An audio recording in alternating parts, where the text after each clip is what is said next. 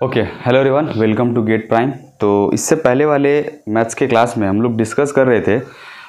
Actually में discuss हमने matrix के बारे में किया था, उसके क्या डेफिनेशंस होता है उसको हमने अच्छे से सीखा था। उसके बाद हम लोग ऑपरेशंस ऑन मैट्रिसेस के बारे में बात कर रहे थे, जहाँ पे हमने बात किया था 3 टॉपिक के बारे में, अगर आपको ध्यान हो तो पहला था हमारा कि अगर आप किसी 2 मैट्रिक्स को ऐड करते हो या सब्ट्रैक्ट करते हो तो वो होगा या नहीं होगा, और अगर होगा तो किस कंडीशंस के अंदर आके वो होगा।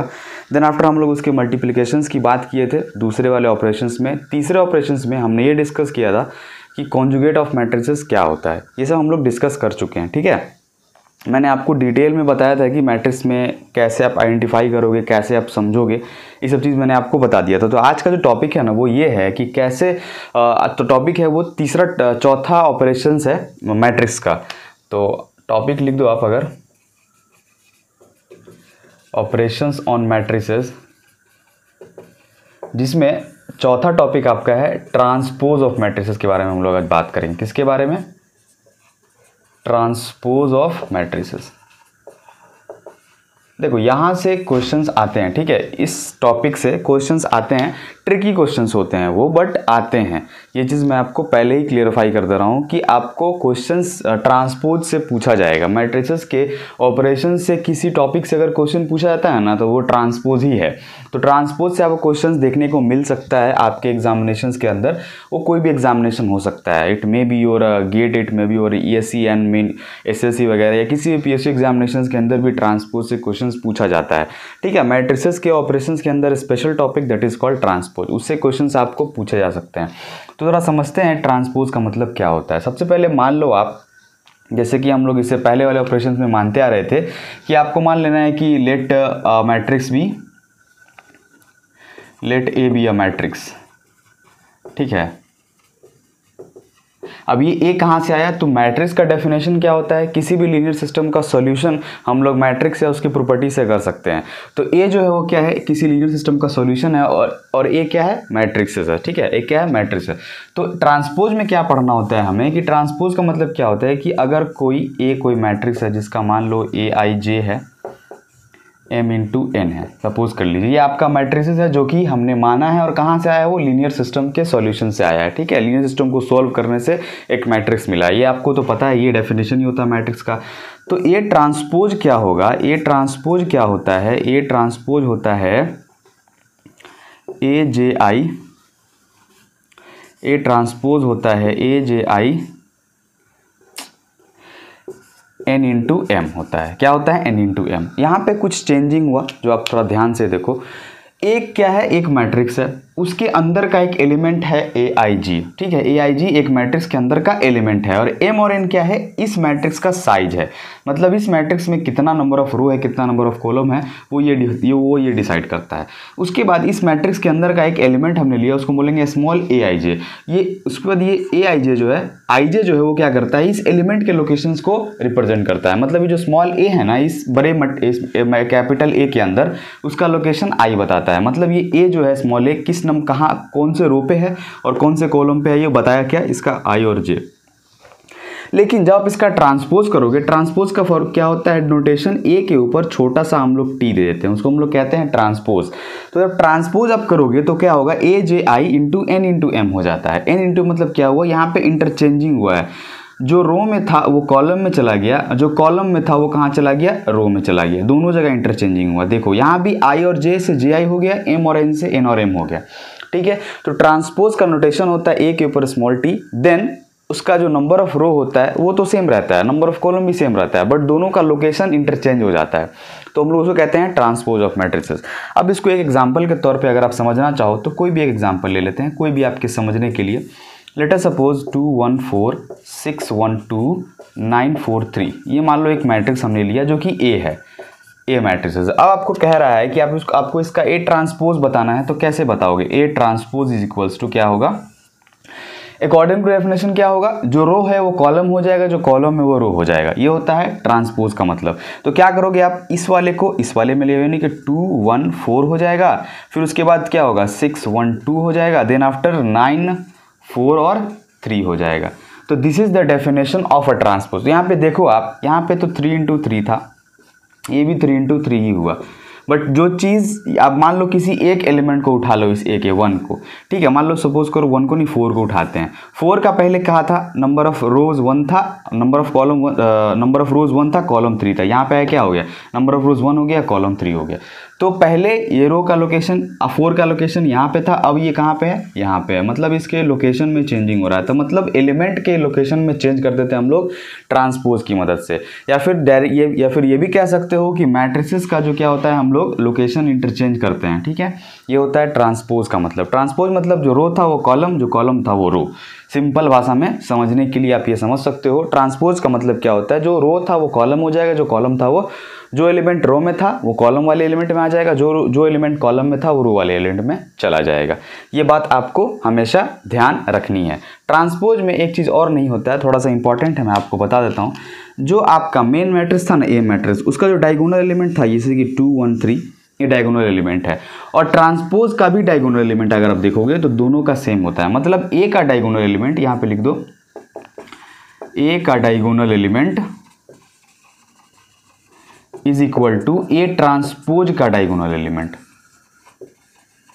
दोनों का डायगोनल एलिमेंट क्या होता है, सेम होता है। ये चीज़ थोड़ा सा इंपॉर्टेंट है, आप इसको नोट डाउन कर लेना।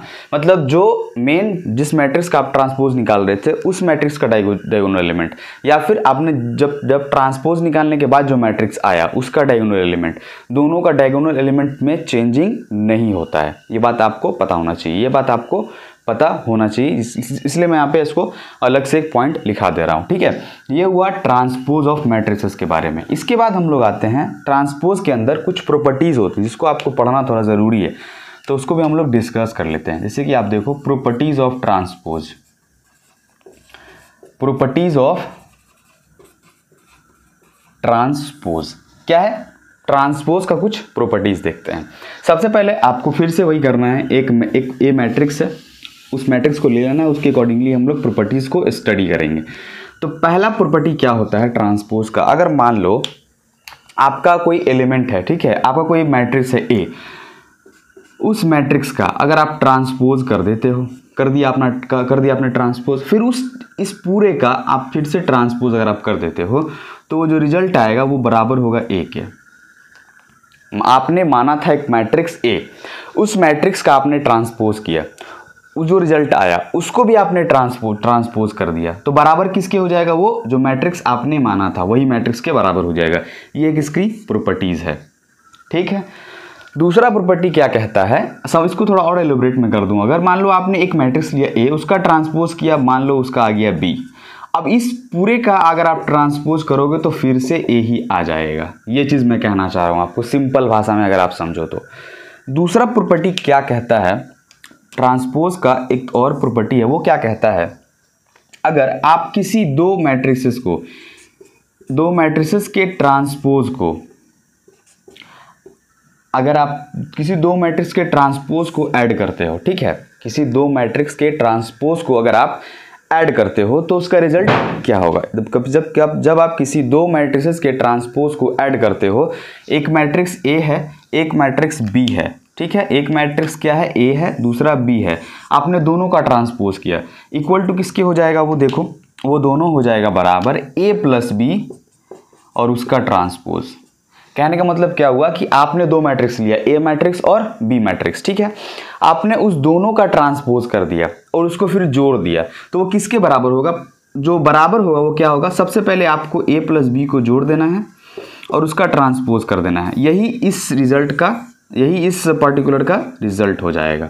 ये चीज़ मैंने यहाँ पे लिखा है, ये ट्रांसपोज की प्रॉपर्टीज़ है। मान लो कहीं पे आपको लिखा है A transpose plus B transpose, कोई मैट्रिक्स दे रखा है, ठीक है, उसका ट्रांसपोज दिया हुआ है, फिर दूसरा मैट्रिक्स दिया, उसका भी ट्रांसपोज दिया है, ठीक है। बोलेगा कि अब इसका रिजल्ट क्या होगा, तो पहले क्या करो, आप उस दोनों को जोड़ लो, ठीक है, कि जोड़ लो, दोनों को जोड़ दिया और जोड़ने के बाद उस जो आपका रिजल्ट आएगा, जो रिजल्टेंट मैट्रिक्स आएगा, उसको आप क्या करो, ट्रांसपोज कर दो, वही उसका आंसर हो जाएगा। आप समझ में आ रहा है मैं क्या बोलना चाह रहा हूँ आपको, ये चीज़ क्लियर है। ये दूसरी नंबर प्रॉपर्टीज हुई मैट्रिक्सेस की, सॉरी ट्रांसपोज की। तीसरा प्रॉपर्टी क्या होता है, तीसरा प्रॉपर्टी ये होता है कि मान लो आपने कोई दो मैट्रिक्स लिया ए और बी, आपने उसका ट्रांसपोज कर दिया। सपोज करो आपके पास कोई मैट्रिक्स है ए, फिर दूसरा मैट्रिक्स बी है, अब उस ए मैट्रिक्स और बी मैट्रिक्स का आपने ट्रांसपोज किया, कर दिया ट्रांसपोज, मल्टीप्लाई किया, उसके बाद आपने उसका ट्रांसपोज कर दिया, उसका रिजल्ट क्या होगा? उसका रिजल्ट जो होता है, उसका रिजल्ट होता है बी ट्रांसपोज। पहले बी का ट्रांसपोज निकालिए, उसके बाद आप फिर ए का ट्रांसपोज निकालिए, और वो दोनों इसके बराबर हो जाएगा। मान लीजिए आपके पास कोई मैट्रिक्स था ए, दूसरा बी था, दोनों को आपने पहले मल्टीप्लाई किया, देन आफ्टर आपने उसका ट्रांसपोज निकाला, उसके बाद क्या उसका रिजल्ट क्या हो जाएगा? अगर ये चीज़ कहीं लिखा हो तो रिजल्ट क्या लिखोगे? पहले बी का ट्रांसपोज निकालना, फिर ए का ट्रांसपोज निकालना, और दोनों को मल्टीप्लाई करना। ये जो साइन है किसका है? मल्टीप्लीकेशन का साइन है। किसका साइन है? मल्टीप्लिकेशन का साइन है। ठीक है, तो ये चीज़ आपको समझ में आना चाहिए। अगर आप किसी भी दो मैट्रिक्सेस को मल्टीप्लाई करते हो, उसके बाद आप उसका ट्रांसपोज निकालते हो, तो वो किसके बराबर होगा? दूसरे वाले मैट्रिक्स का transpose multiplication with the sign of multiplication, और पहले वाले मैट्रिक्स का ट्रांसपोज वो उसके बराबर हो जाता है। ठीक है, तो ये हुआ आपका ट्रांसपोज के बारे में, काफ़ी इंपॉर्टेंट है, कहीं भी आपसे इसके बारे में क्वेश्चंस पूछा जा सकता है। ट्रांसपोज को एक बार और रिकॉल कर देते हैं। ट्रांसपोज का मतलब क्या होता है कि जो एलिमेंट रो में था वो कॉलम में चला जाएगा, जो कॉलम में था वो रो में चला आएगा। नोटेशन क्या होता है? ए के ऊपर छोटा सा हम लोग टी देते हैं, वो एक नोटेशन होता है। ये इसका स्टैंडर्ड फॉर्म है, आप इसको देख लेना। देन आफ्टर हमने एग्जांपल लिया, उससे हमने आपको बताया कि कैसे आप ट्रांसपोज किसी मैट्रिक्स का निकाल सकते हो प्रैक्टिकली। उसके बाद एक इंपॉर्टेंट पॉइंट्स आपसे डिस्कस किया। पॉइंट क्या था कि जैसे कि मान लो किसी भी मैट्रिक्स का आप वो सिंपल मैट्रिक्स लिखो बिना कोई ऑपरेशन का, या फिर उसके अंदर ट्रांसपोज लगा दो। वो ट्रांसपोज लगाने के बाद भी उसका एक चीज़ चेंज नहीं होता है, वो होता है डायगोनल एलिमेंट। मतलब उस मैट्रिक्स का जो डायगोनल एलिमेंट होगा ना, वो उसमें तब्दीलियां नहीं आएंगी। किसमें? मेन वाले में, और आफ्टर अप्लाइंग ट्रांसपोज ऑपरेशंस में भी चेंजिंग नहीं आएगा। ठीक है, उसके बाद हमने डिस्कस किया प्रॉपर्टीज ऑफ ट्रांसपोज के बारे में। क्या होता है प्रॉपर्टीज ऑफ ट्रांसपोज? हमने क्या बोला आपको कि कोई आप मैट्रिक्स लिया आपने ए, उसका ट्रांसपोज किया आपने, तो उससे बना बी, और फिर उस बी का भी आपने ट्रांसपोज अगर कर दिया ना, तो वो जो आपको उसका रिजल्टेंट क्या मिलेगा? वही मैट्रिक्स जो आपने पहले एज्यूम किया था ए। ठीक है, पहली प्रॉपर्टी हो गई। दूसरी प्रॉपर्टी ये हुआ कि मैंने कहा आपको कि आप दो मैट्रिक्स लो ए और बी, उस दोनों का ट्रांसपोज ले लो, उसके बाद उसको ऐड कर दो। उसका रिजल्ट क्या आएगा? उसका रिजल्ट आएगा कि बिना ट्रांसपोज का पहले आप ए और बी को ऐड करो, और उसका जो रिजल्ट आए उसको आप ट्रांसपोज कर दो। ठीक है, then after third point is A B को आपने मल्टीप्लाई किया। ठीक है, दो मैट्रिक्स लिया आपने, उस दोनों को मल्टीप्लाई किया, ए और बी को मल्टीप्लाई किया। मल्टीप्लाई करने के बाद आपने उसका ट्रांसपोज लिया। देन आफ्टर आपको उसका रिजल्ट क्या मिलेगा? दूसरे वाले मैट्रिक्स का transpose with the sign of multiplication to the पहले वाले मैट्रिक्स का ट्रांसपोज। ये होता है आपका प्रॉपर्टीज ऑफ ट्रांसपोज, जहां से क्वेश्चंस पूछे जाते हैं। अब किस तरह के क्वेश्चंस होते हैं वो हम लोग डिस्कस भी करेंगे आगे, और आप अगर चाहो तो आप ट्रांसपोज के क्वेश्चंस प्रीवियस ईयर बुकलेट में आप जाके चेक कर सकते हो, किसी भी इंस्टीट्यूशंस के आपको मिल जाएंगे, और क्वेश्चंस डेफिनेट सी बात है प्रॉपर्टी से ही पूछे जाएंगे आपसे। ठीक है, तो this is about the transpose property of matrices. इसके बाद हम लोग एक और प्रॉपर्टी को डिस्कस करेंगे, जो क्या प्रॉपर्टी है, एक और प्रॉपर्टी को डिस्कस करेंगे, उसको हम लोग कहते हैं ट्रेस ऑफ द मैट्रिसेस। क्या कहते हैं? Trace of the matrices. उसको भी हम लोग अभी डिस्कस करते हैं। मैट्रिक्स का ट्रेस क्या होता है? देखिए, थोड़ा सा इंपॉर्टेंट है। ऑपरेशंस तो नहीं कह सकते हो, बट आप उसको अलग एक पॉइंट बना के नोट डाउन कर सकते हो कि ट्रेस ऑफ मैट्रिसेस क्या होता है। ठीक है, हम लोग अभी डिस्कस उसको थोड़ा कर लेते हैं।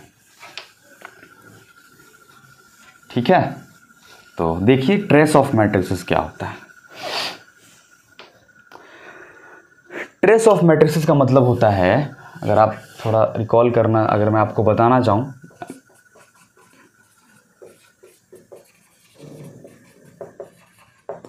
ट्रेस ऑफ मैट्रिसेस ये क्या होता है? आपको बोला जाएगा कि कोई मैट्रिक्स है। ठीक है, लेट अस सपोज, लेट कर लो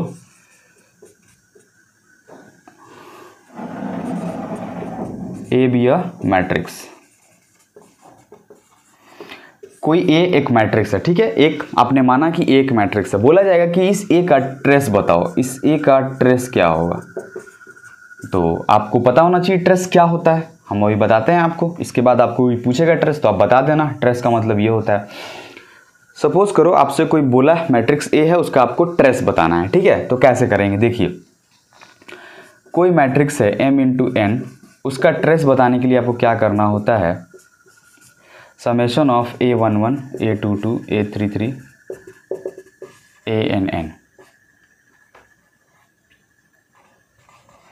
amn हो जाता है। ठीक है, यहाँ जो m और n है ना, यहाँ पे m है, m और n, m is equals to n है, मतलब जितना नंबर ऑफ रो है उतना ही नंबर ऑफ कॉलम्स है।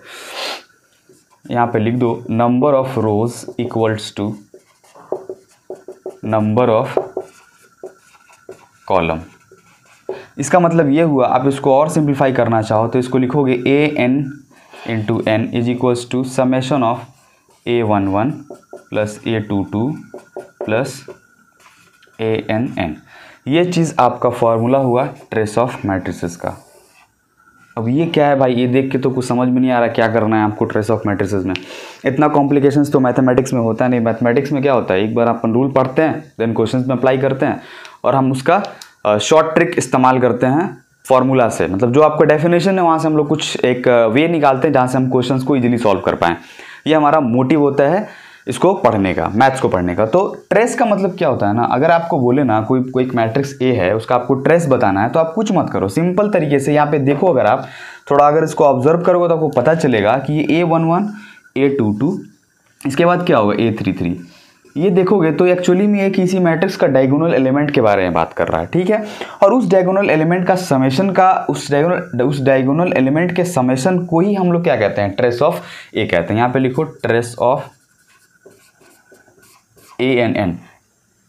ट्रेस निकालने के लिए आपको m is equals to n होना चाहिए, number of row is equals to number of columns होना चाहिए, ठीक है। एक एग्जांपल लेते हैं, उससे समझ में आ जाएगा कि ट्रेस कैसे निकालते हैं। 214 612 624, ठीक है। ये मैट्रिक्स A है, बोल रहा है आपको कि आपको इसका ट्रेस निकालना है। क्या निकालना है, ट्रेस निकालना है। तो ट्रेस का मतलब क्या होता है, इसमें देखो n is equals to n के है, m is equals to n के है या नहीं है। इसमें नंबर ऑफ रो कितना 3, नंबर ऑफ कॉलम कितना 3, मतलब m और n बराबर है इसके अंदर, तो हम इसका ट्रेस निकाल सकते हैं। कंडीशन यही थी ना कि m is equals to n होना चाहिए, number of row is equals to number of column होना चाहिए किसी मैट्रिक्स का, तभी आप उसका ट्रेस बता सकते हो। तो ट्रेस बताने के लिए क्या बोला गया, A11 A22 A33 और जहां तक जा रहा है उसको आप जोड़ दो। A11 ये है, A22 ये है, A33 ये है, जोड़ो इसको। 2 + 1 + 4 इज इक्वल्स टू कितना होगा 7। तो मतलब trace of matrix A is equals to 7 होगा, या उस trace of matrix A is equals to 7। इसका मतलब ये हुआ, अगर इसको मैं और सिंप्लीफाई करूँ तो यहाँ पर लिख सकता हूँ सीधा आसान शब्दों में कि trace of matrix is equals to sum of diagonal element of matrices, sum of diagonal element of matrix. अब मैट्रिक्स कैसा होना चाहिए, मैट्रिक्स में कंडीशन बोला गया है कि इस मैट्रिक्स का m is equals to n होना चाहिए। अब m is equals to n matrix को हम लोग एक स्पेशल मैट्रिक्स बोलते हैं, उसको बोलते हैं हम लोग स्क्वायर मैट्रिक्स। क्या बोलते हैं, स्क्वायर मैट्रिक्स, स्क्वायर मैट्रिसेस, ठीक है। तो यहाँ पे हमने क्या समझा ट्रेस ऑफ मैट्रिक्स से, ट्रेस ऑफ मैट्रिक्स से हमने ये समझा कि आपको कोई मैट्रिक्स दिया हुआ है A, उस A मैट्रिक्स का m बराबर n होना चाहिए। अगर m बराबर n है तो आप आगे बढ़ोगे। आगे कैसे बढ़ोगे, m बराबर n है तो आप बोलोगे कि जो उसका मैट्रिक्स है ना वो क्या होता है कि उसका ट्रेस जो होता है ना उसके डायगोनल एलिमेंट के सम के बराबर होता है। ये उसका फार्मूला है, देखने में बहुत कॉम्प्लिकेटेड लगेगा, बनाने में उतना ही आसान। तो एक मैट्रिक्स दिया A, इसका n is equals to m है, इसका ट्रेस निकल सकता है। ट्रेस क्या होता है, सम ऑफ डायगोनल एलिमेंट। 2 1 4 जोड़ दीजिए, कितना हुआ 7। तो यहाँ से हमें पता चला कि trace of matrices is equals to sum of diagonal element of the matrices, और उस मैट्रिक्स का m बराबर n होना चाहिए। और जिस भी मैट्रिक्स का m बराबर n होता है उस मैट्रिक्स को हम लोग एक स्पेशल मैट्रिक्स बोलते हैं, उसको बोलते हैं हम लोग स्क्वायर मैट्रिसेस, ठीक है।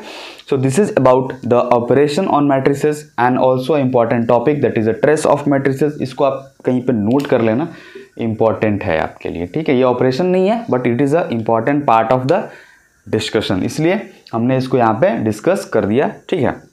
इसके बाद हम लोग क्या करेंगे, इसके बाद हम लोग पढ़ेंगे टाइप्स ऑफ मैट्रिसेस के बारे में हम लोग डिस्कस करेंगे। अब जैसे कि यहाँ पे मैंने आपको बताया ना कि m is equals to n होगा तो स्क्वायर मैट्रिक्स होगा। इसका मतलब क्या है, इसके आगे आने वाले टॉपिक्स में हम लोग सिर्फ टाइप्स के बारे में बात करने वाले हैं। तो स्क्वायर मैट्रिसेस हुआ, इसके बाद हम लोग डिस्कस करेंगे कितने टाइप के मैट्रिसेस होते हैं नेक्स्ट क्लास में, ठीक है। तब तक आप इस चीज़ को देखो, पढ़ो, आपको कोई परेशानी कोई प्रॉब्लम होता है तो आप पूछ सकते हो, ठीक है। मिलते हैं नेक्स्ट क्लास में, थैंक यू।